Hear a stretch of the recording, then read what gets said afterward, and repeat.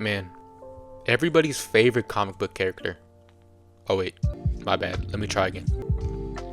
Ant-Man, everybody's favorite Marvel character. No? Not that either? Ant-Man, everybody's favorite Marvel superhero. Damn it!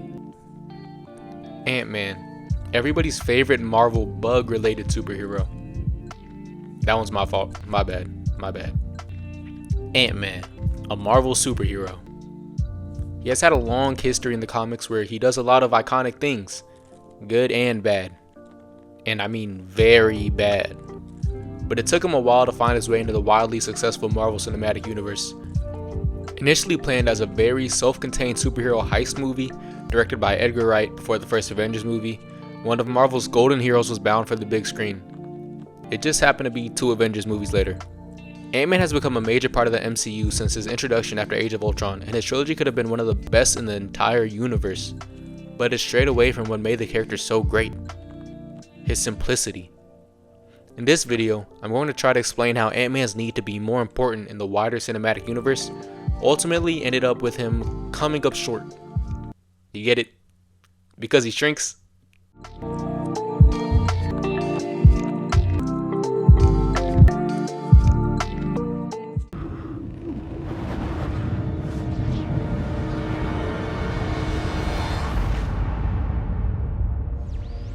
Sure seems different from down here, doesn't it, Scott? What?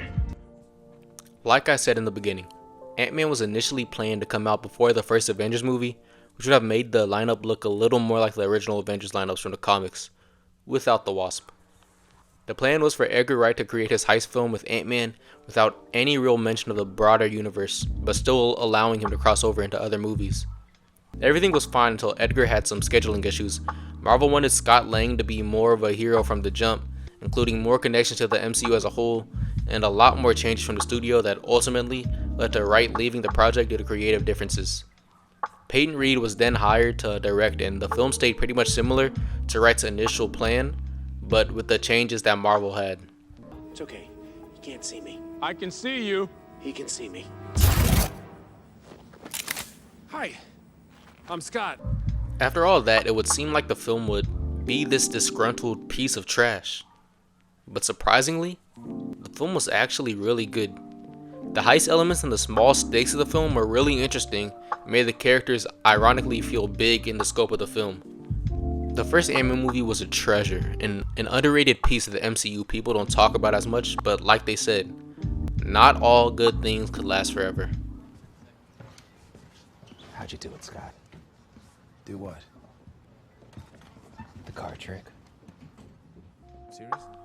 Look, Ant-Man and the Wasp is not as bad as most people say, but it does have its issues. First of all the cool shrinking stuff in an Ant-Man movie gets spoiled in the trailer, so you're not surprised about anything throughout. It's not as funny as the first film, and everything that happens in the first film gets kind of forgotten because he was in Civil War, so now everything has to connect to the broader universe. But there's still a lot of good stuff to see. There's some pretty good action scenes. I really like the Wasp in this movie, and I actually really like the villain. I think Ghost's motives are a little bit underdeveloped, but it's nothing where I'm like going out of my mind over. The biggest issue of this film is it gets bigger, no pun intended. We do follow up on the Quantum Realm teaser from the first Ant-Man movie, but then it plants a whole lot of seeds for the future. It's not the worst thing because this movie still is pretty enjoyable, but we get to see the limitations of Peyton Reed. He's not bad as a director, but he does nothing exciting, and all of that gets worse in the next film. You're an interesting man. Scott Lang. This movie could have been great. A third Ant-Man movie set after a film where we learn that Scott has spent the last 5 years away from Cassie and missed a key part of her growing up. But instead, we barely touch upon the small stuff that made the Ant-Man movie so great. Instead, we are setting up the next Avengers movie here, in an Ant-Man movie. This movie as a whole felt very underdeveloped just because the director wanted to prove that he could make an Avengers style film. We waste MODOK in this film where he could have been a great antagonist in another universe where we get a film with AIM as the villain of an Ant-Man film.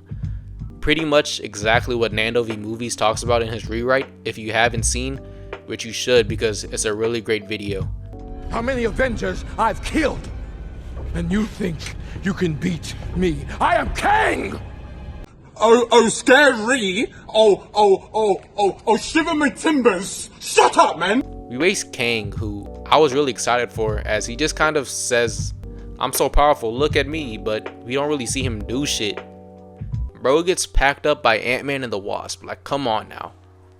Hank is extremely ant horny for no reason now, and the quantum realm just looks off. I mean, it doesn't look great here. None of the CGI does, except for that one scene where the Scots are trying to get that Kang's time core.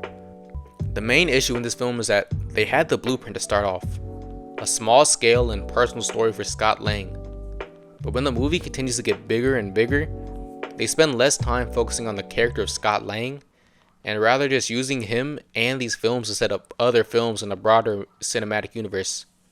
Ant-Man and the Wasp set up Endgame, and Mania set up Kang Dynasty, which might not even be made now due to the uncertainty surrounding the character of Kang. I feel like if this trilogy managed to stay grounded with small personal stakes, this could have been one of the best trilogies in the entire MCU. Too bad we will never get to see that trilogy though. Thanks again for watching this video. If you wouldn't mind, please like and subscribe to the channel for future uploads. If you like what I said in the video, then tap into an episode of my podcast, Tendencies, wherever you happen to find podcasts. I'm Jay Reese, and I'll see you next time.